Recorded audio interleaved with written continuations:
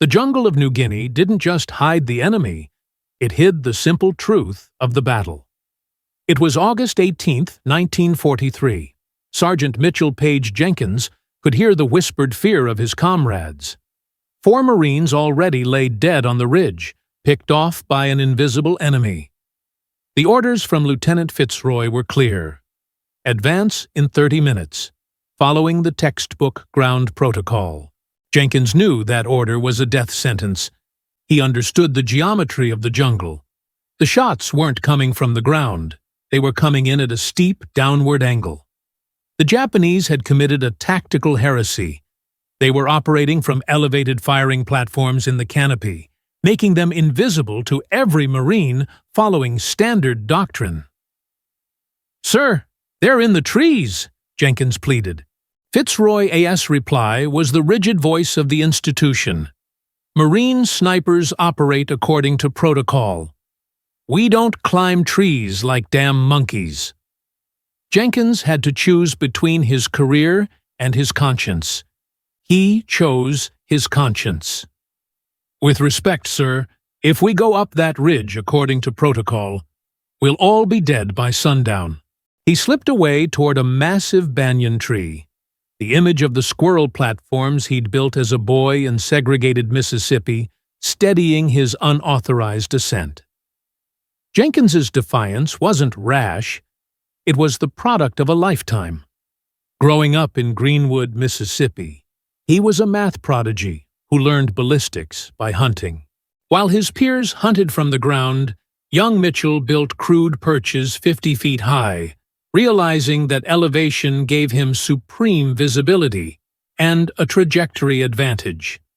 This unconventional wisdom, born of necessity and quiet brilliance, was the secret he had kept from the Marine Corps. Despite facing persistent racial barriers, his genius was undeniable. He shot a perfect score in training, and though his innovative ideas were rejected, he carried the knowledge that the best solution often exists outside the manual. When he watched 5 more Marines fall, killed by a tactic command refused to believe existed, Jenkins knew the time for waiting was over.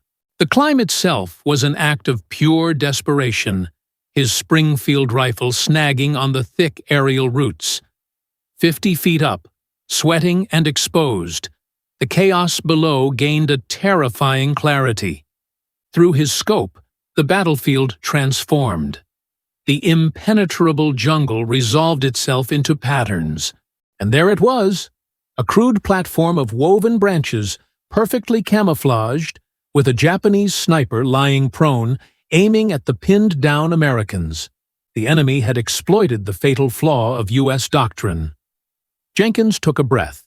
He calculated the range, 300 yards, the wind, and the unique ballistics of the elevated shot.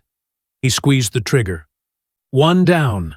The remaining Japanese snipers were now vulnerable because they were operating on the assumption of invisibility. Jenkins moved with ruthless precision, changing positions slightly with every shot, using the same treetop tactics against them, only with far superior skill. He hit the second nest, then the third.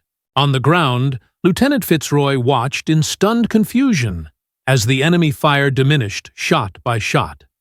The deadly, accurate sniping that had pinned them down was vanishing, replaced by the sharp report of a single, unseen American rifle.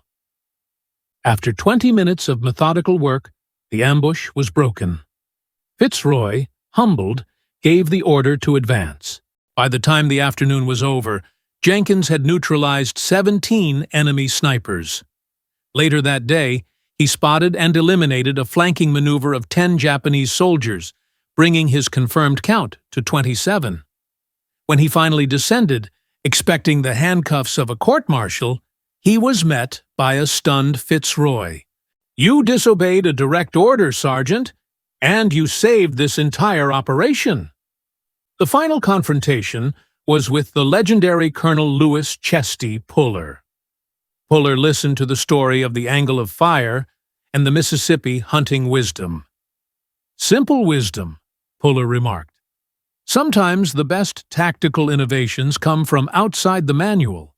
Puller made a strategic decision. He would not court-martial Jenkins. Instead, he promoted the man and ordered him to train a dozen other snipers in his elevated techniques. The caveat? The official report will state that you were operating under orders to test an experimental tactical approach. The Marine Corps needed his genius, but they couldn't officially acknowledge that a black sergeant had single-handedly rewritten their sacred doctrine. Jenkins's Treetop sniper technique became standard procedure in the Pacific.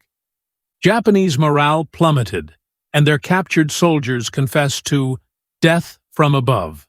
The official record sanitized the origin of the tactic, but the Marines who fought knew the truth. It was Mitchell Paige Jenkins, armed only with a Springfield and the fierce logic of a segregated life, who dared to look up when everyone else was looking down, proving that the courage to challenge dogma is the highest form of military skill.